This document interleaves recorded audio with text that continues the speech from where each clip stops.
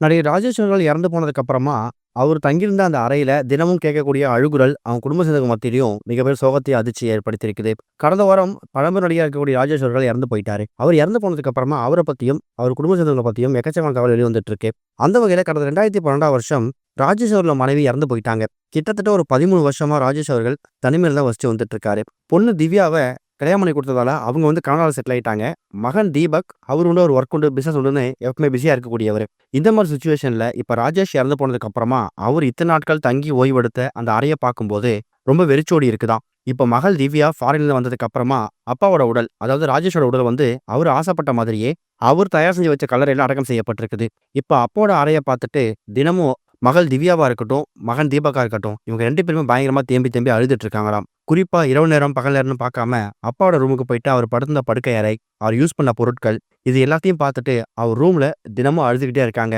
மகள் திவ்யா எப்பலாம் ஊருக்கு வராங்களோ, அந்த அறையில தான் அப்பாவோட உட்காந்து டைம் ஸ்பெண்ட் பண்ணுவாங்களாம். நெறைய விஷயங்கள் பேசி சிரிப்பாங்களாம். அம்மாவோட பத்தியான பல பேச்சுகளும் அந்த ரூம்ல பேசுறது உண்டு. எப்பவுமே சிரிச்சு ரொம்ப கலகலப்பா, ரொம்ப சந்தோஷமா இருந்த அந்த ஒரு அறை, இப்ப ராஜேஷ் இறந்து போனதுக்கு அப்புறமா, அந்த அறையில தினமும் அழுகுரல் மட்டும் தான் கேட்குது. அதுல குறிப்பா ராஜேஷோட மகளா இருக்கட்டும், ராஜேஷோட மகனா இருக்கட்டும், இவங்க 2 பேருமே அவங்க அப்பாவ நினைச்சு தினமும் அழக்கூடிய அந்த ஒரு விஷயம், ஒட்டுமொத்த குடும்ப சங்க மத்தியிலயும் மிகப்பெரிய அதிர்ச்சி, சோகத்தை ஏற்படுத்தியிருக்குது. ராஜேஷ் அவர்கள் கட்டின அந்த ஒரு வீடு அப்படிங்கிறது, சினிமாவுக்காக அந்த காலகட்டத்தில கட்டின ஒரு பிரம்மாண்ட வீடு. ராமாபுரத்துல அந்த வீட அவர் கட்டியிருக்காரு. சொல்லப்போனா அப்போதைக்கு முதலமைச்சரா இருந்த எம்ஜிஆர் அவர்கள கூப்பிட்டு தான் அந்த வீட்டையே அவர் திறந்து வச்சாரு. அந்த அளவுக்கு ரொம்ப பிரம்மாண்டமா காட்சியளிக்கக்கூடிய அந்த வீட்ல, தனக்குன்னு இருக்கக்கூடிய அந்த ஒரு அறையில மட்டும் தான் அவர் வசிப்பாரு. தான் மகள் அறைக்கோ, தான் மகன் அறைக்கோ அவர் எக்காரணத்த கொண்டும் அவர் அது பயன்படுத்துறதே கிடையாது. தனக்குன்னு ஒரு அறை எப்பவுமே ரொம்ப பிரைவசியா வேணும் அப்படிங்கிற உறுதியா இருந்திருக்காரு.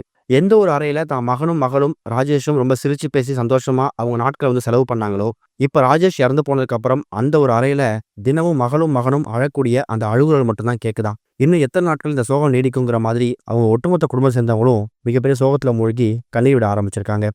இதுவரைக்கும் கனெக்டிங் டிவிக்கு சப்ஸ்கிரைப் பண்ணனா மறக்காம சப்ஸ்கிரைப் பண்ணிக்கங்க.